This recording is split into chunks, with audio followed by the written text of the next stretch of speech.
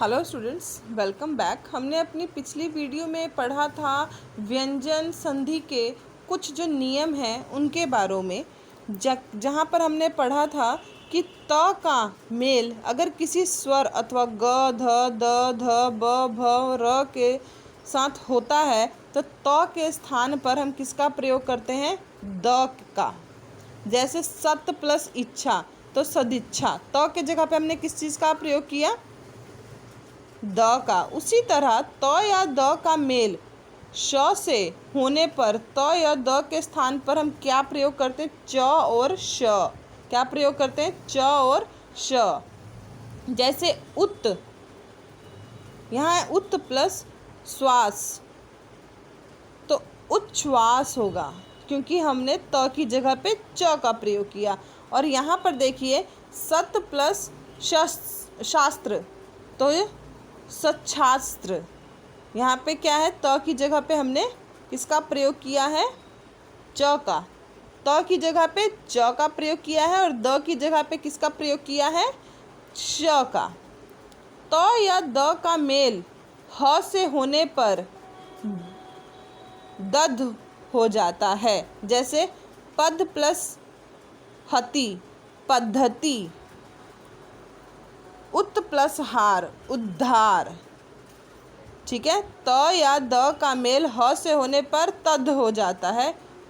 स्वर के साथ छ का मेल होने पर छ के स्थान पे चछ हो जाता है। जैसे आ प्लस छादन आच्छादन, परि प्लस छेद परिच्छेद।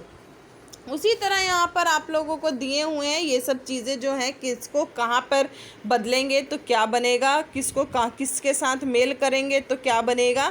ठीक है, ये आपके 10 पॉइंट्स हैं जो आप लोगों को करने हैं। उसके बाद क्या है? विसर्ग संधि। विसर्ग का मतलब क्या है? विसर्ग का चिन्ह क्या है? जो आप लोग को यहाँ दिखाई दे रहा है ये हमारा विसर्ग का चिन्ह होता है। विसर्ग के साथ किसी स्वर अथवा व्यंजन का मेल होने पर जो विकार उत्पन्न होता है उसे हम विसर्ग कहते हैं। स्वर अथवा व्यंजन के का जो मेल होता है उसमें जो विकार उत्पन्न होता है उसे हम क्या कहते हैं? विसर्ग कैसे कहते हैं। जैसे दुह प्लस कर दुष्कर, दुह हलंत है ना, विसर्ग है ना यहाँ पे। निह प्लस गुण निर्गुण। विसर्ग संधि के अब कुछ भेद हैं। जैसे अभी आप लोगों ने यहाँ पर व्यंजन संधि के पढ़े थे, उसी तरह विसर्ग संधि के भी हैं। विसर्ग के बाद च या छ हो तो विसर्ग श में बदल जाता है। जैसे निह प्लस छल तो निश्छल, दुह प्लस चरित्र दुष्चरित्र। क्या है यहाँ पे? च या छ जो हो तो वो तलाबे श में बदल जाता है। उसी प्रकार विसर्ग के बाद ट या ठ हो तो वह श में बदल जाता है। जैसे धनुष धनु प्लस टंकार धनुष टंकार, निह प्लस ठुर निष्ठुर। यहाँ पर विसर्ग में अब ई या उ हो तो विसर्ग जो है क ख प फ हो तो विसर्ग कौन सा हो? क ख प फ हो तो वह तलाबे दंती श में बदल जाता है। नी प्लस कपट तो निष्कपट, नी प्लस पाप निष्पाप। उसी तरह विसर्ग में पहले अगर आ को छोड़कर अगर कोई और दूसरा स्वर हो तथा विसर्ग के बाद किसी वर्ग का चौथा या तीसरा या पांचवा वर्ग हो, ऐसे य र ल व ह हो तो विसर्ग के स्थान पे किसका आ जाता है? र हो जाता है। जैसे दुह प्लस गुण तो दुर्गुण। उसी तरह है दुह प्लस उपयोग तो दुरुपयोग। इसी तरह आपका जो है विसर्ग भी यहाँ दिए हुए हैं, 7 टॉपिक दिए हुए हैं इसके, कि किस तरह जो है विसर्ग जो है स्वर और व्यंजन के साथ मिलता है तो क्या बनता है।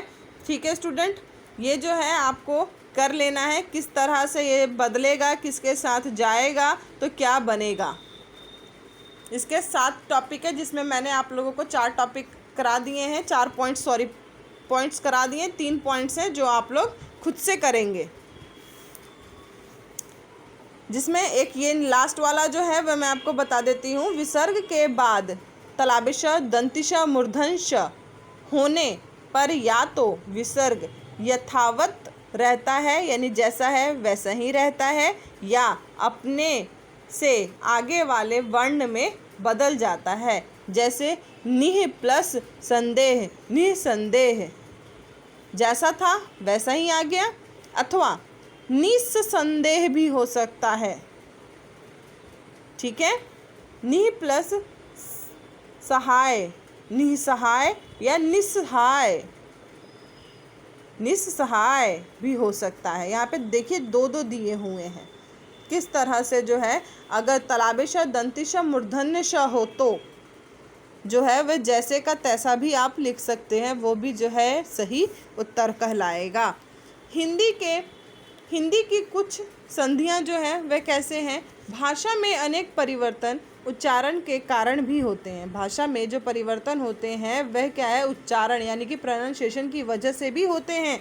हिंदी में संधि शब्द लगभग नहीं है, परंतु शीघ्रता से बोलने के कारण कुछ संधियां दिखाई देती हैं। जैसे स्वर का ह्रस्व होना, जैसे आधा प्लस खिला अधखिला।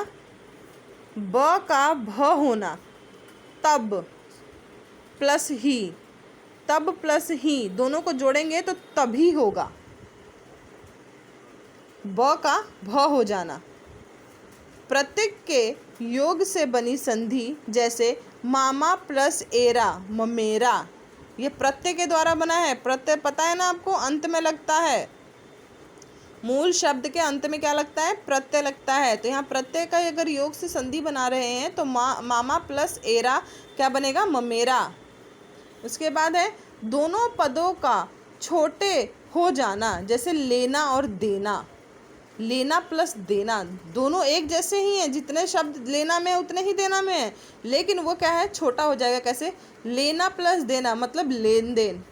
पानी प्लस घाट मतलब पनघट। ये था आपका हिंदी की कुछ संधियाँ।